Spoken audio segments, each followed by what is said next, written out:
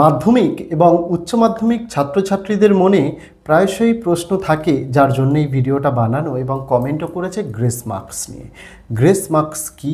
সবাইকে কিন্তু grace marks দেওয়া হয় না। কারা গ্রেস মার্কস পায়? পাশাপাশি এবছর মাধ্যমিক উচ্চ মাধ্যমিক পরীক্ষাতেও গ্রেস মার্কস দেওয়া হচ্ছে। কত নম্বর করে দেওয়া হচ্ছে, কাদেরকে দেওয়া হচ্ছে, জানাবো বিস্তারিত এই ভিডিওতে। তার জন্য অনুরোধ থাকবে ভিডিওটি সম্পূর্ণ দেখার জন্য। পাশাপাশি আমরা কিন্তু ক্লাস 6 থেকে ক্লাস 12-এর সকল বিষয়ের নোটস, গোটা সিলেবাসের প্রশ্ন উত্তরের নোটস দিয়ে থাকি। কেউ নিতে ইচ্ছুক থেকে থাকলে স্ক্রিনে দেওয়া হোয়াটসঅ্যাপ নম্বরে যোগাযোগ করতে পারো।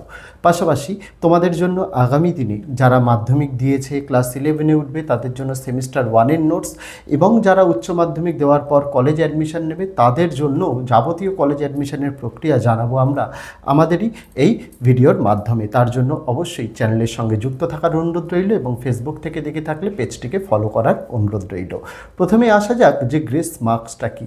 গ্রেস মার্কস মানে হচ্ছে কোনো ছাত্র বা ছাত্রী যদি পরীক্ষায় 5 নম্বর তুলতে অসমর্থ হয়, সেই নম্বরটা খুব মিনিমাম হতে হয়।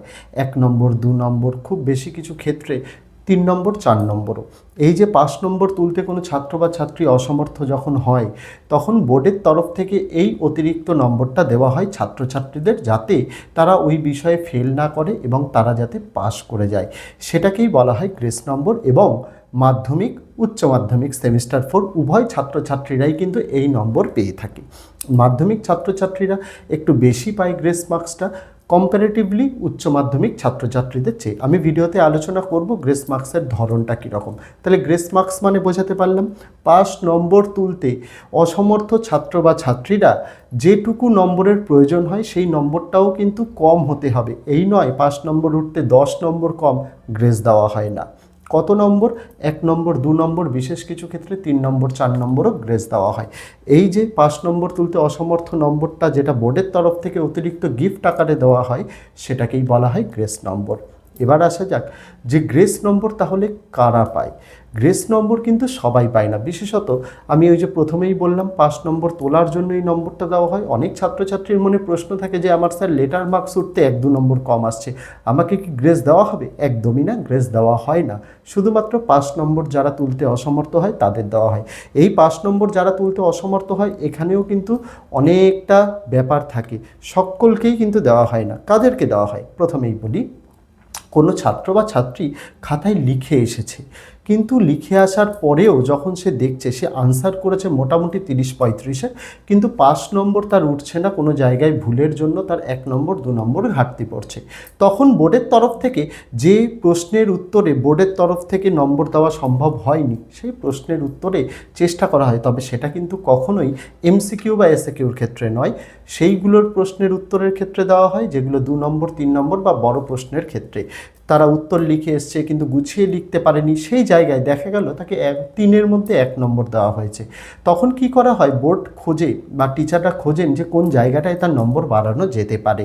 তখন ওই যে 3-এর প্রশ্ন তাকে 1 দেওয়া হয়েছিল সেটাকে বাড়িয়ে 2 করে দেওয়া হয়। অর্থাৎ এই যে অতিরিক্ত নম্বরটা, যার ফলে তার 5 নম্বরটা উঠে যায়।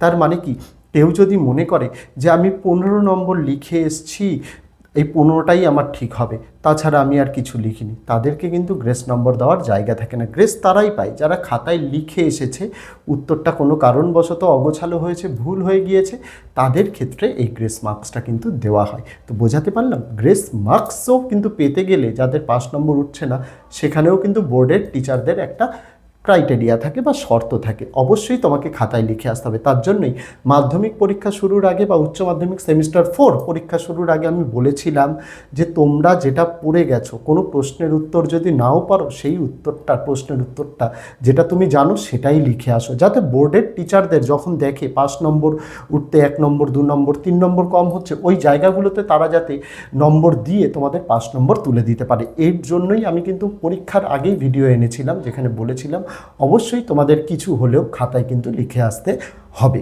তো এই ক্ষেত্রে গ্রেস দেওয়া হয়। এবার মাধ্যমিক ছাত্রছাত্রীদের গ্রেস নম্বরটা একটু বেশি সাবজেক্টের ক্ষেত্রে দেওয়া হয়। তার কারণ কি? তার কারণ খুব সিম্পল, যে তারা প্রথমবার জীবনের বড় পরীক্ষা দেয়, স্কুলের বাইরে গিয়ে বোর্ডের প্রশ্নপত্রে পরীক্ষা দেয়। তার জন্য যেহেতু জীবনে প্রথমবার, তার জন্য তাদের ক্ষেত্রে গ্রেস নম্বরটা কিন্তু কখনো কখনো 4টে বিষয়ের ক্ষেত্রেও দেওয়া হয়। দেখা গেল 4টে বিষয় 1 নম্বর বা 2 নম্বর করে কম, এবং নম্বর দেওয়ার জায়গা তারা ছেড়ে এসছে, মানে কিছু হলেও লিখে এসছে, সেই ক্ষেত্রে কিন্তু 4টে বিষয়েও কিন্তু মাধ্যমিকে গ্রেস দিয়ে দেওয়া হয়। কিন্তু উচ্চ মাধ্যমিকের ক্ষেত্রে কিন্তু সর্বোচ্চ 2টি বিষয়ে কিন্তু গ্রেস নম্বর দেয়, মাঝে মাঝে 3টি বিষয় হয়ে যেতে পারে, তবে সেই নম্বর যদি এক করেই হয়। কোনো ক্ষেত্রে যদি দেখা যায় 2টি বিষয়ে 1 নম্বর আর একটি বিষয়ে অনেক বেশি নম্বর, সেই ক্ষেত্রে ওই 2টি বিষয়ে গ্রেস তো দিয়ে দেওয়া হবে, কিন্তু এই একটি বিষয়ে গ্রেস দেওয়া হয় না। আর যখন রেজাল্ট বেরোবে তোমরা এই কথাগুলি মিলিয়ে নেবে। মাধ্যমিকের ক্ষেত্রে যারা টাইটায় 25 পাচ্ছে তারা গ্রেস পেয়েছে ধরে নিতে হয়। উচ্চ মাধ্যমিকের ক্ষেত্রেও যারা টাইটায় 5 নম্বর পাচ্ছে তাদের ক্ষেত্রেও ধরে নেওয়া হয়। এই ছিল গ্রেস মার্কসের কনসেপ্ট। আগামী দিনে আমি মাধ্যমিক ছাত্রছাত্রীদের জন্য আলাদা একটা ডেডিকেটেড ভিডিও আনবো, উচ্চ মাধ্যমিক ছাত্রছাত্রীদের খাতার উপর বেস করে আলাদা একটা ডেডিকেটেড ভিডিও আনবো।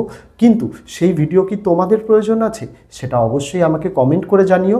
আমি ডেডিকেটেড ক্লাস ভিত্তিক খাতা ধরে ধরে তোমাদের বুঝিয়ে দেবো যে গ্রেস নম্বর পাওয়ার জায়গাটা কীরকম, আর মাধ্যমিকের পাশের হার কত হতে পারে, উচ্চ মাধ্যমিকে কত হতে পারে, বিস্তারিত জানাবো। সেটা অবশ্যই কমেন্ট করে জানাতে হবে। আজকে ভিডিওতে এটুকুই ছিল ছাত্রছাত্রীরা। দেখা হচ্ছে তোমাদের সঙ্গে আগামী দিন অন্য কোনো বিষয়ে, অন্য কোনো ভিডিও নিয়ে। ততদিন সকলে ভালো থেকো, সুস্থ থেকো।